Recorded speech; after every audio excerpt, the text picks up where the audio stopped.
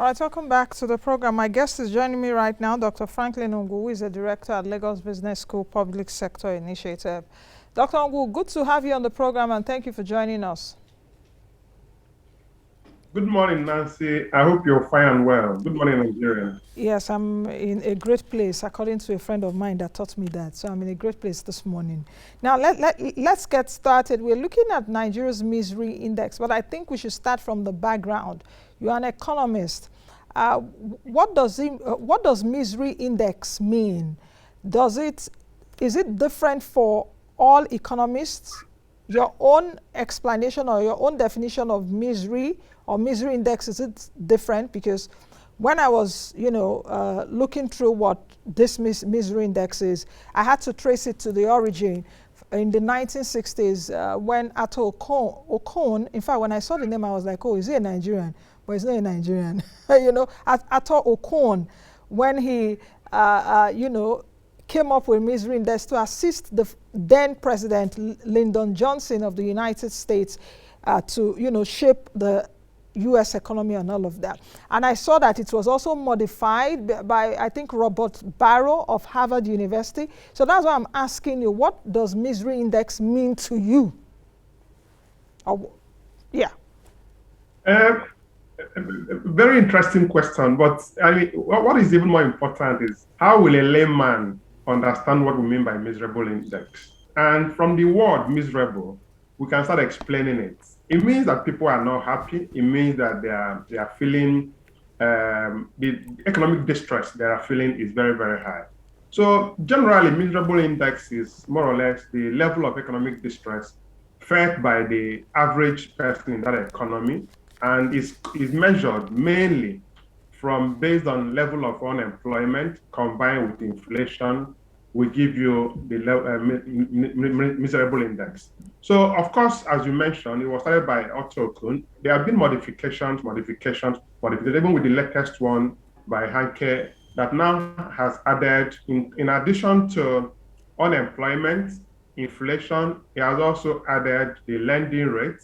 And when you now add unemployment, inflation, lending rate, and you now minus the GDP per capita, you get a sense of how distressed, how pressured, or how poor, or how the citizens are feeling with regards to their living standard. It just tells you the way the individuals or the layman or ordinary Nigerian feels, or the pressures or the challenge that he's facing to really meet even the minimum standards of living in terms of the basic needs of life. So, and also it gives you an indication. So if you expand it further, you now understand why we are called the poverty capital of the world, why we believe that any small thing, people get very upset.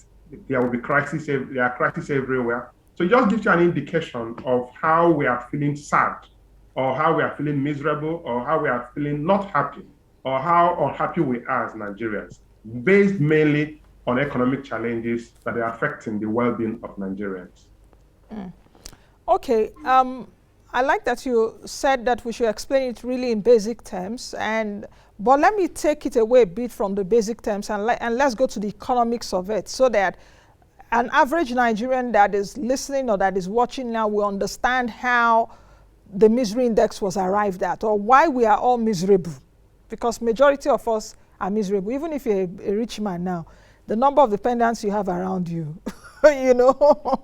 begging for one thing or the other, to an extent you'll be miserable even if it's in one moment. So can you take us through the data or the information needed for the data to be collected? What information do economists such as you need to arrive at the misery index? So basically, if you remember, as I said earlier, Nigeria is classified as the poverty capital of the world. But even if we break it down further, let's look at unemployment in Nigeria. It's very, very high. So you're looking at about 20-something%.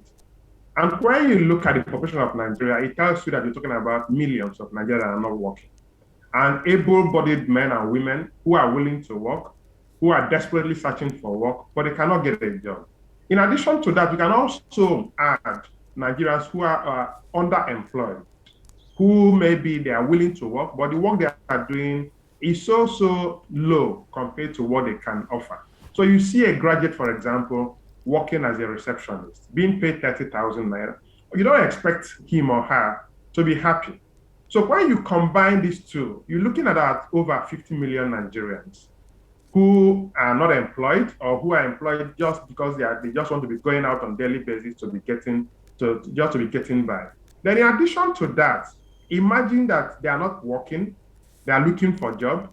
Some of them that are working below their capacity. In addition to that, the cost of goods and services in terms of inflation keeps going up on daily basis. So I was talking to somebody and he said that he's very lucky, that he's a very lucky man. I said, why? He said that immediately he finished building his house, that the price of cement has continued to go up. So if you go and buy cement, it's about 4,500 naira a bag of cement. I mean, how will somebody build a house? Let's even go down a little bit to the basic necessities of life. So you buy tomato, you buy a mood of tomato today, they tell you it's 1,000 naira. You go the next week, they tell you it's 1,500. You go the next week, they say it's 1,800. Before you know it, they say it's 2,000. Now it's about 2,000 something naira. The same thing with the onion, the same thing with everything. So you find out that in this few years, we've had consistent increase in food prices and in other basic necessities of life. So somebody that is not working, of course, we're not even talking about pay increase or wage increase, as the case may be. So somebody is not working and the price of goods and services are increasing exponentially.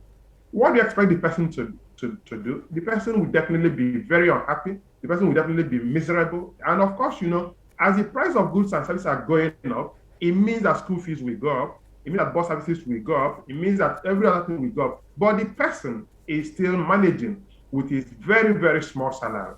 So when you now combine this unemployment, inflation together, and then even the bank lending rate, which is very, very high in Nigeria. You can't borrow money. If you want to borrow money in Nigerian banks, you're looking at about 20-something% interest rates.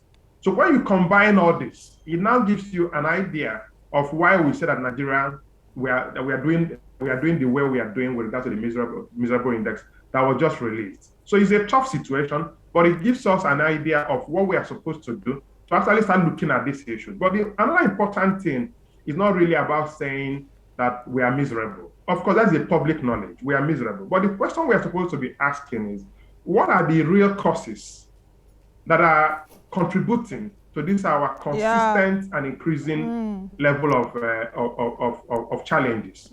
How miserable? Why is that we are constantly increasing in terms of unemployment, in terms of underemployment, in terms of inequality, in terms of inflation? So why are all these indices increasing on a daily basis? Yeah. I think that should be the main thing, so that we can really understand what we are supposed to do. Yes, Doctor, you really took it out of my mouth, because looking at the index, in fact, when I was going through this, I went through the index in 2020, I went through the index for 2021, and I saw in 2020, Nigeria ranked number 15 out of 156. Why is it that when it comes to bad things like this, especially economic indices, we always, if we are not very top, doing very badly, we are at the bottom doing very badly. So Nigeria 15 out of 156 countries in 2020. Just like what you said, it's, why are we doing so miserably? But Doctor, just hang on a minute. Doctor, if you're still with me, I hope Doctor is still with me. I was asking earlier about why. I can hear you. Yes, I was asking earlier about why Nigerians are miserable people. What are the endemic factors that are making us miserable? Or is our own miserability, if there's anything like that, or is our own misery different from others? What has made our own misery deeper? And why is it that we keep on falling into misery after misery? In fact, even after change of government. The reason is that it's not really about, even though we've had a change of government, but the reason is because that consistently, the basic conditions for human existence are not being provided in Nigeria, and the population is growing. So when we look deeper, the question is, why is that even with PDP, APC, we are going to have an election very soon, that the problems remain? It then means that we have to look deeper in terms of the root causes of this problem. And from research and everything, this can be attributed to the nature of our society and the structure of our governance.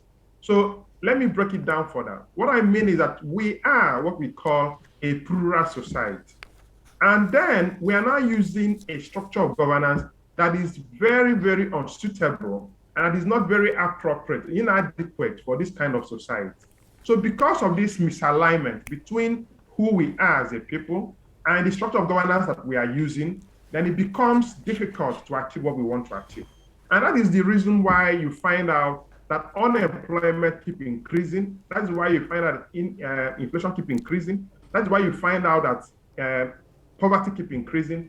And that's the way it is. So it's an example that we've had many years of democracy now, but the poverty rate, which we're going to discuss later on, in Sokoto State, for example, is almost 90%. The poverty rate in Bauchi State is about 60-something%. The poverty rate in Enugu State is almost 60%. The poverty rate in Ebonyi State is above 70%. So when you have this kind of situations,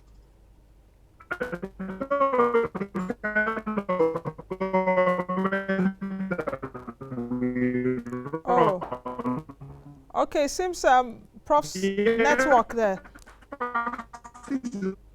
Oh, okay, Prof. Okay. I think Prof, your network is Doctor. Your network isn't too friendly. Let's try and reconnect with Doctor. We'll be right back.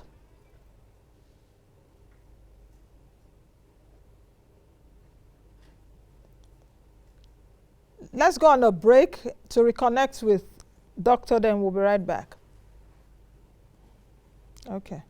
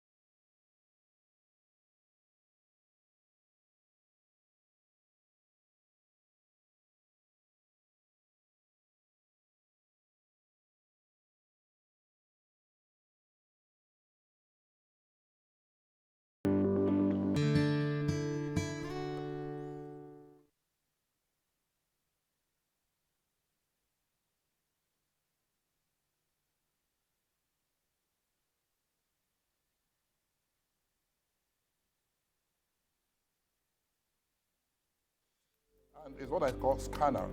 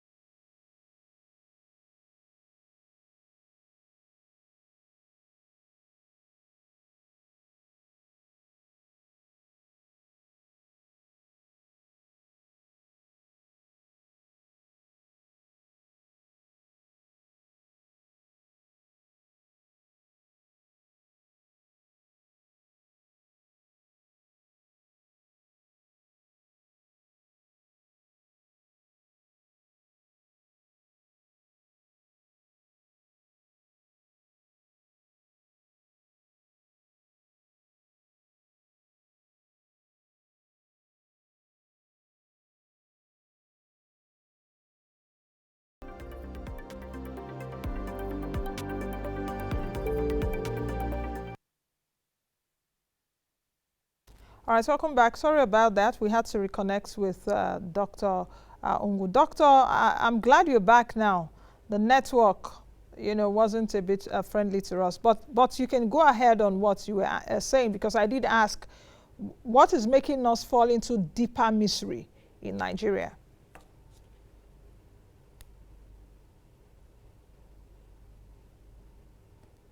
Doctor, are you there? Oh, the picture is frozen again. What is happening? What is happening? What's happening with the network? Okay, in case you're just joining us, we're still looking at today's topic, Nigeria's Misery Index. Earlier on, Doctor did explain what misery is. In fact, from Stephen Hanke's misery index, he did say that it's a sum total of inflation, unemployment, what else again? Bank lending, minus. Okay, I'm going a lot technical now. I'm trying to be busy. Okay, my director just said he's back. So doctor can take it away. Doctor, welcome back. Yes. So thank you. The network, I don't know if it's from your side or from our side. I guess it's from your side because it was a bit wobbly from your end. Yes. So I did ask earlier, especially for those joining us now, that why are we miserable in Nigeria? Why do we fall into deeper misery year after year, despite a change of guard, or if Nigerians have hope that the next government will be better, we won't fall into deeper misery? Thank you. As I said, the reason is because that the basic conditions for human existence have not been provided in Nigeria. And it's beyond PDP, APC, or any political party. The reason is that, of course, a government is meant to improve the welfare of the citizens. However, what has happened is that who we are as a people, in terms of Nigeria as a society, and the structure of governance that we are using, there is a misalignment. Because, as I said, we are a very, very plural society, but we are using a structure of governance that is most unsuitable, most inappropriate for a plural society. So it then means that outcomes from governance will never deliver us to make us a better society. So because of this misalignment, as I earlier said before, look at Sokoto State, for example.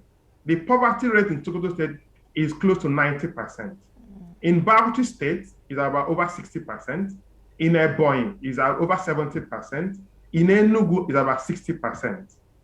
So the question is, we have to rethink and say, what kind of government, what sort of governance is suitable for a plural society? As long as we continue with the kind of system that we have now, we will continue to be in this kind of miserable situation in Nigeria. Whether we get a new government by next year, or whether and as long as we remain with this structure of governance, we are not going to make reasonable progress. Of course, there might be signs that things are improving, but will it be long-lasting? Will it be sustainable? The answer is no, until and when we rethink our structure of governance, to be able to bring a structure of governance that is suitable for a plural society. So there's something that is called the level of social analysis. And unless we can use it as a concept, as a framework that will help us to bring about the structure of governance that is suitable for a plural society like Nigeria. Okay, so you've brought me to that analysis, and I hope that my team can flash that on the screen very quickly. Levels of social analysis, and I'm looking at social embeddedness, institutional environment, governance, resource allocation. We'll try okay, thank you guys for that. We'll try as much as possible to analyze that. But you know what I want to ask you first, from what you said, that we're a plural society. I want to understand what you meant by that. Are other societies not plural societies where they don't have as much misery as we have? Excellent. Very, very interesting. If you can put on the slide, I will explain what I mean by a plural society. Okay. So a plural society is where you have so many groups, so many maybe ethnic groups, so many maybe religious groups, but let's even use ethnicity, for example. So if you look at these levels of social analysis, I will explain and I will come back to the plural society. So if you look at what we call the social embeddedness, it tells you who we are as a people. So this talks about the norms and values, the cultures of the different societies. And you can see it takes about 100 to 1,000 years to develop. Then below it, you have the institutional environment, which takes about 10 to 100 years to develop. So that institutional environment is the formal legal system that we use in a society. From that formal legal system, you now have INEC, who will organize an election. If you win using INEC rules and regulations, you now take over the governance. You can see that governance takes about 1 to 10 years to develop. Then below the governance level, you now have what we call the resource allocation, which is continuous. So everything that we do in life is about resource allocation. So now when you have a plural society like Nigeria, and you can see it from the social embeddedness, it means in Nigeria, we have over 250 ethnic groups. So because of lack of proper integration of these different ethnic groups, what we have in Nigeria is competition for power, not competition for development. So everybody wants to compete for power from that social embeddedness perspective, orientation, and disposition. So, and what they now do is how can they manipulate the natural environment, which is the formal legal system, to take over governance, because once you take over governance, you now start allocating resources the way you want. So let me break it down further. So we're talking about Sokoto State, Bauchi State, and other states in Nigeria. So you find out that everybody is coming out to be president of Nigeria. So it then means that everybody is coming from his own level of social embeddedness. But the question is, if the structure of governance that we have in Nigeria is it suitable for a plural society? The answer is no. So if you put that level of social analysis again, I will explain further in terms of what I'm trying to, so that we can understand where our problem is coming from. So if you look at it, for example, you find out that because you control the governance, particularly from the center, all interests, all power, everything is about how do you control that resource allocation. So everybody's coming out now. So a typical example is, let's look at Sokoto State, for example, where I said that the poverty rate is about 90%. But nobody's talking about that. The question is that even the governor of Sokoto State wants to be president, even when he's been the governor for 8 years, and has not been able to use the 8 years to improve the poverty level in Sokoto State. Governor of Bauchi State wants to be governor, even when the poverty level is about 60-something%. So everybody is coming out from the social embeddedness level. So you find that everybody is saying, is our turn, is our turn, is our turn. So what they now do is that they will now, because of the social environment, people manipulate the system to take over governance. And what makes the social environment to work well is when the formal laws, rules and regulations are amenable with the norms and values of the society. So the effectiveness of a law depends on the level to which that law is understood, accepted, internalized to show compliance. So if a law is not understood, is not accepted, is not internalized, there will be no compliance. Unfortunately, that is what we have in Nigeria. And that is the reason why people take laws into their hands. Because when there is an issue and they don't understand the formal legal system, they don't accept it, they don't internalize it, they will not comply to it. So because we have this kind of situation, everybody now that wants to take over power, as I said before, what we have is competition for power, not competition for development. So everybody is competing to take over power, but they know that the formal legal system is not accepted, is not understood, is not internalized, and people are not willing to comply to it. So what you do is to do everything possible, including manipulation of that formal legal system to take over governance, because you know that once you take over governance, you can now allocate the resources the way you want to allocate it. So you find out that we have a challenge. So what are we supposed to do? What we are supposed to do is to say, what structure of governance will be suitable for a plural society like Nigeria? So there is, if you look at this level of analysis, there is a serious misalignment formal legal system, which is social environment and social embeddedness. So you find out that all the different ethnic groups in Nigeria, they have their norms and values which they use in engaging the other Nigerians. So when they now engage the other Nigerians will also come to the negotiating table with their own social embeddedness. So there is no agreement, there is no alignment, there is no this thing. Unfortunately, as I said, the governance structure we are using is very, very unsuitable. So everything now comes to who controls the center, which is the federal government. Because once you control the center, you can allocate the resources the way you allocate the resources. And because of this situation, even the governors abdicate in their responsibility to do what they are supposed to do, to alleviate the situation of their different states, because the fight and the competition is how do you control the center. So you find out that once you elected the governor, the interest is how do you become the president, the interest is how do you become a senator, as the case may be. And interestingly and unfortunately, attention is not even focused on these governors in terms of how many jobs have you provided, how many, what is the level of insecurity, what is the level of security that you provided in your distance, what is the productivity of your state, and all that. So unless and when we sit down and said, what kind of system will work for a plural society, and now introduce that structure of governance that will help us to achieve what we want to achieve, it will be given for us to move forward. And you asked me an earlier question and said, are we the only plural society? Mm-hmm. The answer is no, we're not the only plural society. There are so many plural societies. But if you look at many plural societies, they have developed a structure of governance that is suitable, that is working, and that is amenable to their norms and values, and that will help them to move away from miserable situation to development situation. So I can give you one example. One example is UK that we got our laws from. Of course, all the things that we do in Nigeria, we use what we call the common law system. But interestingly, what the UK has done is called United Kingdom. The laws of Wales is different from the laws of Scotland. The laws of Scotland is different from the laws of Ireland. And the laws of Ireland is different from the laws of England. And that's why it's called United Kingdom.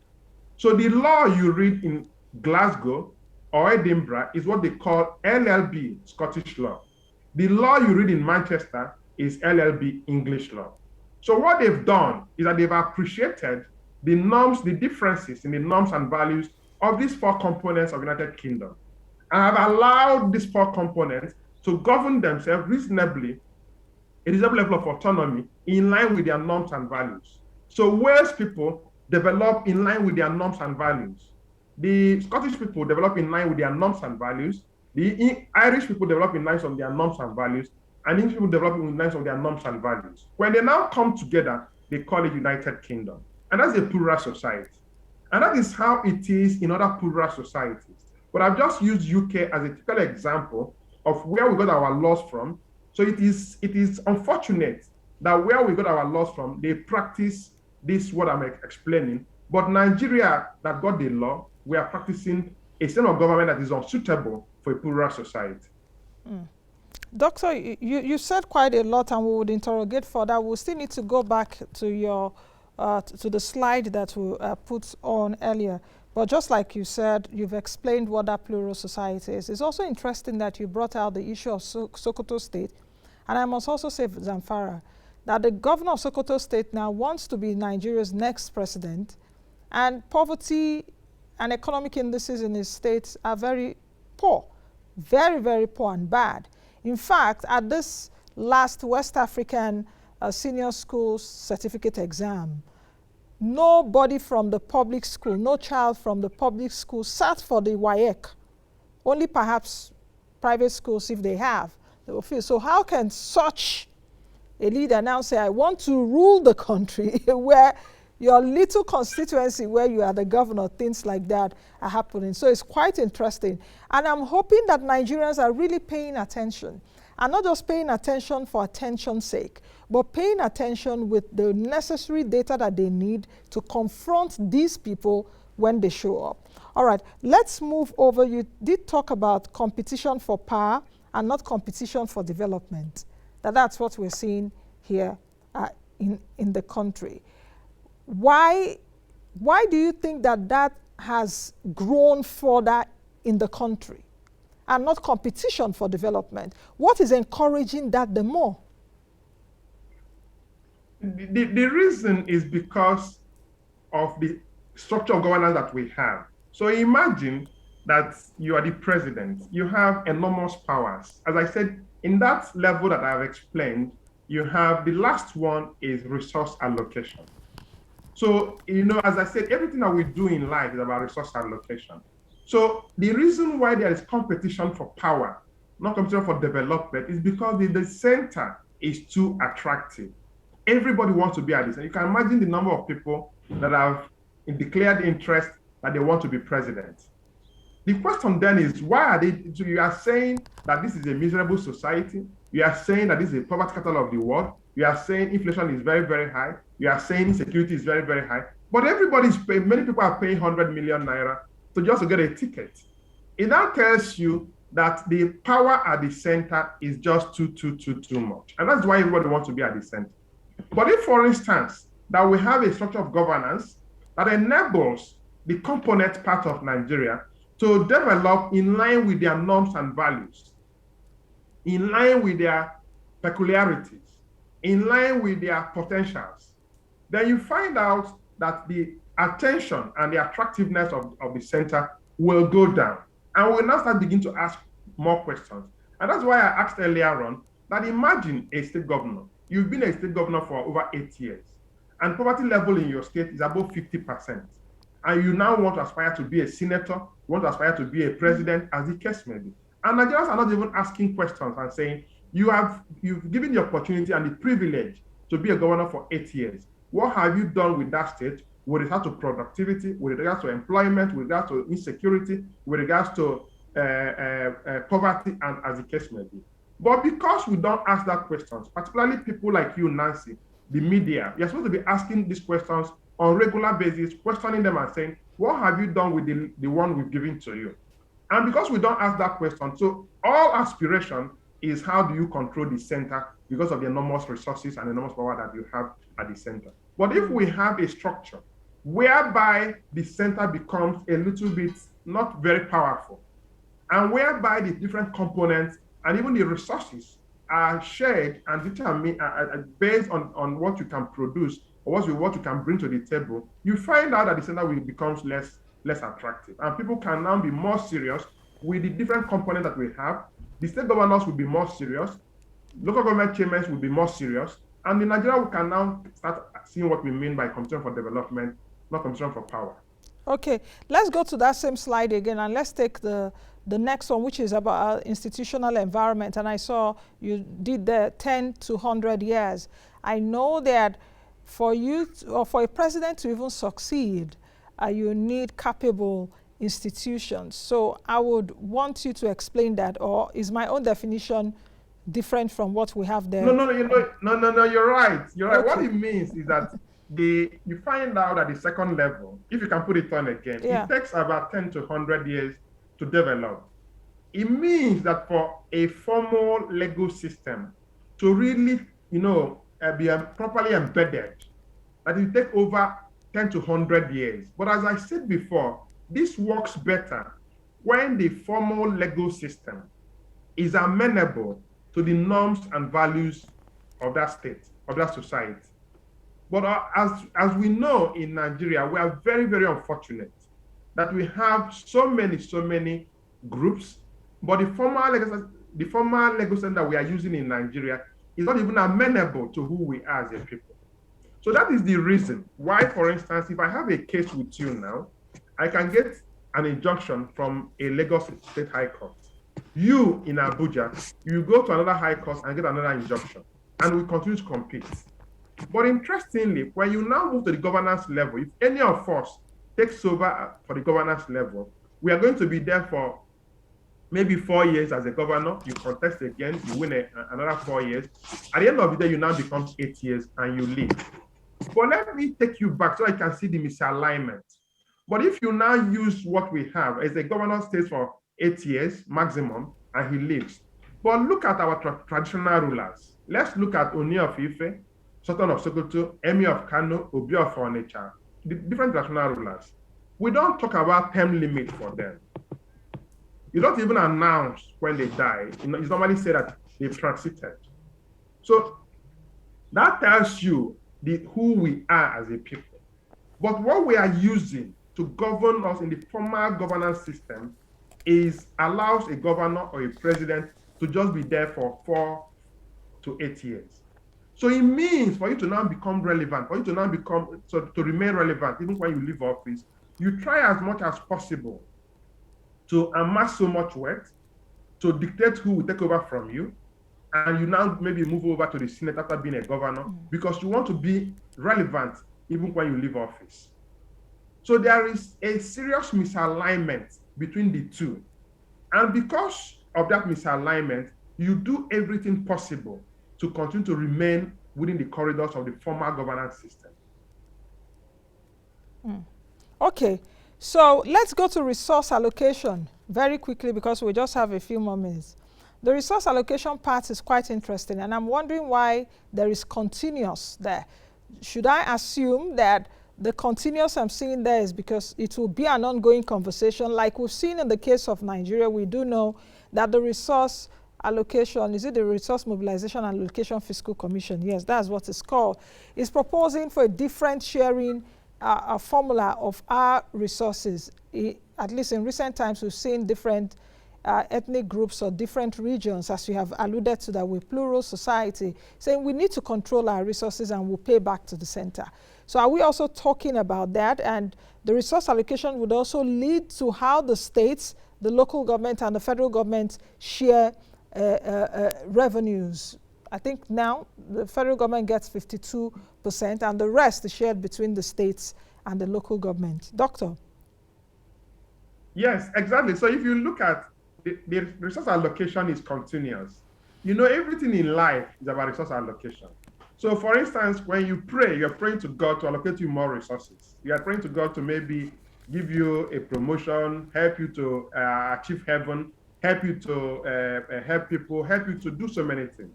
So in life, once people are gathered together, the main issue is about resource allocation. So, and when you now bring in different communities, different societies, all when they are together, what is binding them is about how do they share the resources. And that is why it is a continuous process. So the fight that we have in Nigeria is about fight on who we control the resources that we have in Nigeria. And that is why everybody wants to be president of the country. Okay. So and that is why in that diagram is a continuous process. It's something that is, so even as I said before, we have poverty, we have insecurity, we have unemployment, we are borrowing money, but people are still fighting to control the resources. Okay. Well, that is what human beings are known for and made of. So what is important is how do we get the structure of governance that is suitable for a plural society that will help us now to allocate the resources in such a way that will move us from a state of the level of miserableness that we have to a state of happiness in terms of providing the basic necessities of life for the society. So, but unless we continue like this, it means that resource allocation will be allocated based on this our nature, based on this our tribal issues, based on this our ethnic issues, based on this our selfish issues, based on this our corrupt issues, as the case may be. But once you allocate resources differently, you find out that once you have a better structure of governance, you find out that resources will be better allocated and will achieve a better outcome. Okay. Doctor, I think we have to leave it here, but we'll continue the conversation on a later date. You've thrown a challenge to people like us, to people like me. In fact, you accused me publicly on national television that I should be asking questions. Doctor, I've been asking, I've been trying my best, but perhaps we need to continue, and call out. Yes, we have to do no more. Call out these people. So many aspirants. Everybody wants to become president. It's remaining you, doctor. Perhaps we need to get you a support group. Everybody. But the questions as Nigerians we should be asking now is that, what have you done? At least if you've held public office before, show us your antecedents. That's number one. Number two, what else do you want to go and do there? But I know that the economic challenges before Nigeria's next leader, very, very huge. Thank you very much, Doctor, for joining us. Thank you very much for having me. Thank you. All right, I've been speaking with Dr. Franklin Ngwu, who is the Director, Lagos Business School Public Sector Initiative. That's the much we can take on today's edition of the program. Thank you all for watching. Be the best you can be and be that change that you want to see. I am Nancy Naji. Bye now.